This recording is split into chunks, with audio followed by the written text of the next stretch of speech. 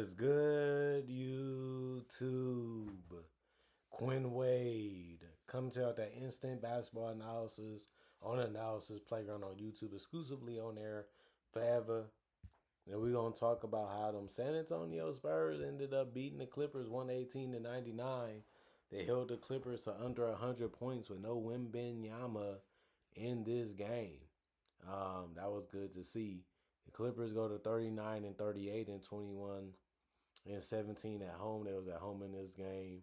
The Spurs go to 59-18 and 30-11 on the road. The Spurs win the season series 3-0. They only play the Clippers 3 times per season, and this was the third time. They might find each other in the playoffs. If not, they will see each other next season. Julian Champagnie did his job. Played 28 minutes. He got 13 points. He went 5 of 13 from the field. He went 1 of 6 from three. Of course, you wouldn't see him make a couple more of those. He went 2 of 3 from the free throw line. He had 8 rebounds, 4 assists, 1 turnover, 2 steals, 2 offensive rebounds, 1 personal foul, and a plus 17 and plus minus. You just want him to use his athleticism and play good defense, help out on the glass, make a couple shots. He was able to do that. And of course, you want him to hit more threes. You just hope he do that in the next one and throughout the playoffs, because that's what he's really going to be needed for. Luke Cornett, big net, played 25 minutes. He ended up scoring 8 points and went 2 or 3 from the field, 4 or 4 from the free throw line. Did a good job finishing in the paint. Did a good job of grabbing rebounds and finding his teammates for easy opportunities. He had 5 assists, 6 boards, no turnovers, 2 offensive rebounds, 1 personal foul, was a plus 14 and plus minus. De'Aaron Fox ended up leading the team in scoring, which is something that he can do. He played 29 minutes, had 22 points. He went 9 of 13 from the field, 1 of 4 from 3, 3 of 4 from the free throw line. Did a good job of scoring in the in-between game and getting to the basket. That has always been something he's been good at, and he showed that he can still do it in this one. He had 8 boards and 5 assists. Got to keep the ball moving. Got to find your teammates. Got to help on the glass as much as you can. And of course, if you can get a couple steals and get some baskets off of those, that'll help too. Finished with 3 steals, 4 personal fouls, and was a plus 24. And plus minus, Devin Vassell played 29 minutes.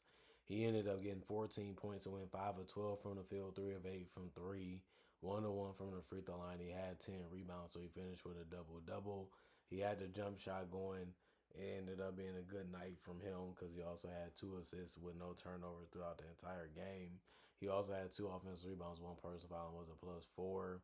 And plus minus, Stephon Castle played 33 minutes. He did a good job of attacking the basket and hitting some timely threes. He went 8 of 15 from the field, 3 of 5 from 3. He made his only free throw because on an and 1 attempt.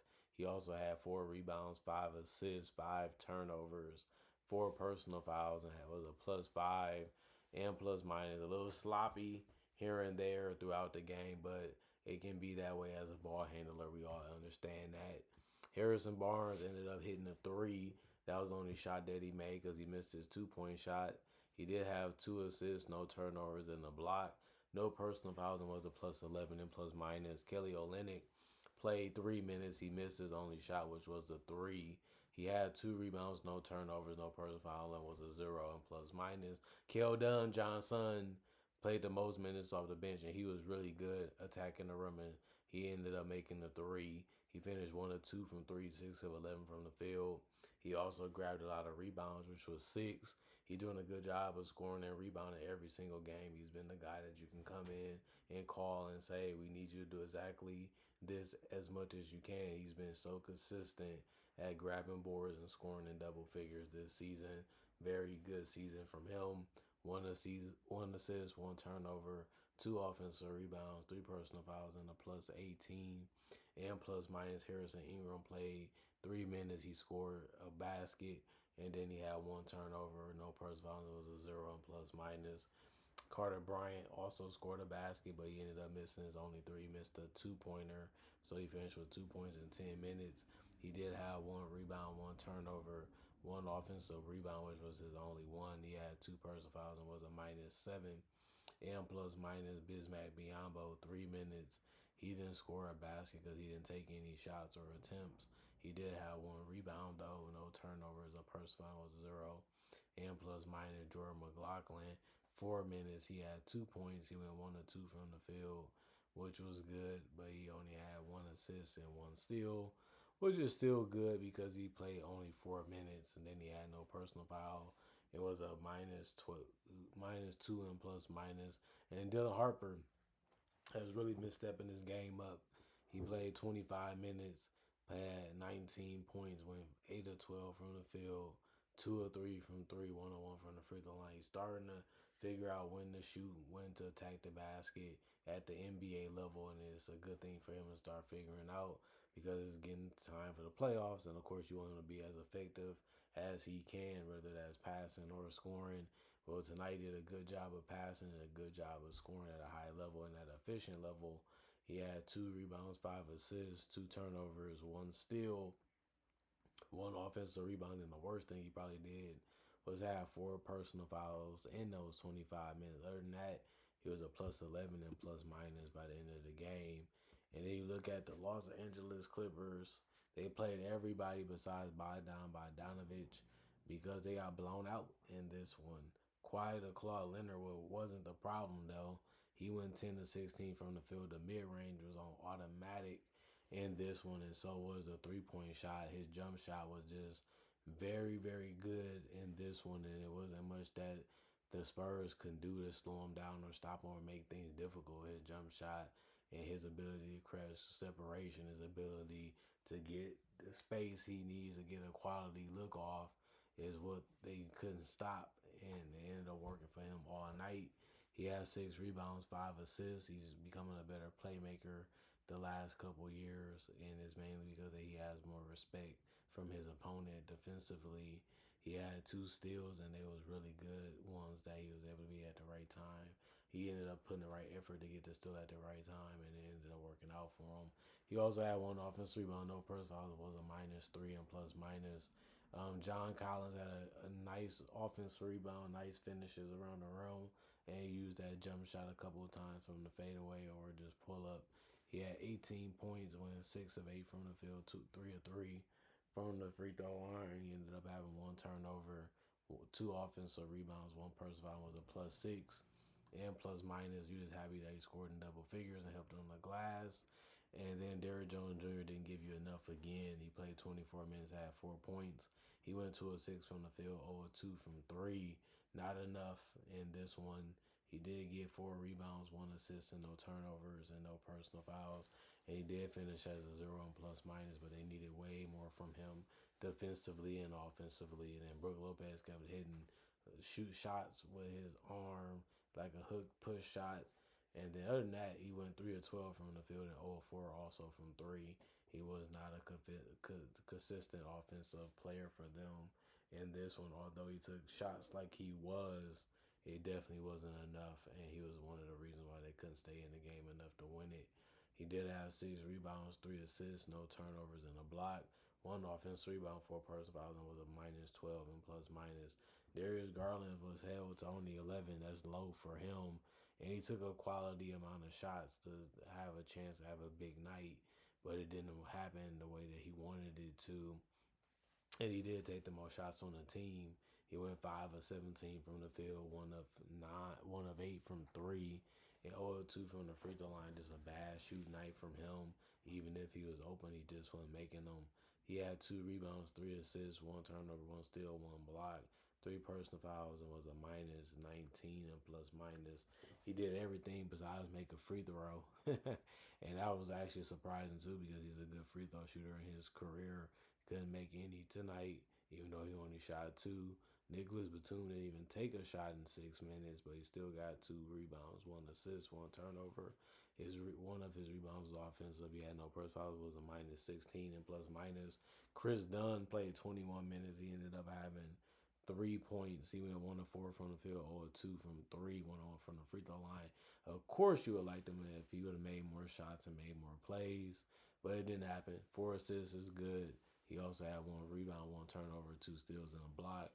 3 personal fouls and was a minus 21 and plus minus. Giving you a little playmaking, giving you a little defense, giving you some scoring. It's not the worst thing ever though. And then Jordan Miller played 26 minutes. He ended up giving you 12. He went 6 of 11 from the field. He went 0 of 2 from 3. You just happy that he was able to score in double figures. That's tough to do. And he was able to accomplish that in this one. He had one turnover, one steal, and one personal was a minus 20. And plus minus, Benedict Mathurin played 27 minutes. He had 18 points. He went 5 of 10 from the field. He missed his only 3. He went 8 of 8 from the free throw line. He did a good job of attacking the basket. That's what he's really good at, using his handles, using his strength to get by you, get some room, get some attacking angles. And then he also can hit a mid-range jumper from time to time, and sometimes even the 3. Although he missed his only one in this game, he still has 7 rebounds. That's really, really good rebound for his position. And to get that amount, he had 2 assists, 3 turnovers, 2 steals, 4 offensive rebounds, 3 personal fouls. Was a minus 19 and plus minus Ty Washington. He played 5 minutes. He missed his only shot. He had a rebound, no turnovers. 1 personal foul was a plus 2 and plus minus. Kobe Sanders played 13 minutes. He had 6 points. He went 2 of 6 from the field, 0 of 3 from the 3-point line, 2 of 4 from the free throw line. He had 1 rebound, 1 assist, 1 turnover, 2 personal fouls, 1 offensive rebound, plus 3 and plus minus for him. And then Sean played 3 minutes. He didn't do anything because of that. And then Cam Christie played 6 minutes. He ended up getting 2 rebounds, 1 turnover, no personal fouls, 1 and a plus 4 and plus minus. 43% from the field for the Clippers, 53% for the Spurs. The Clippers took more shots, 5 more shots than the Spurs did. 27 3-pointers taken by the Clippers, 19% from 3 for the Clippers. The Spurs took 31 3-pointers. They shot 39%. So defense did factor in, and shot selection did factor in. And the Clippers having a poor shoot night from 3 and a little bit from the field. And then, like I said, the free throws, 18 free throws for the Clippers, 78%. 14 for the Spurs, they shot 86%. 38 rebounds for the Clippers, 48 for the Spurs. They beat them by 10. That's a good amount when it comes to something as important as rebounds.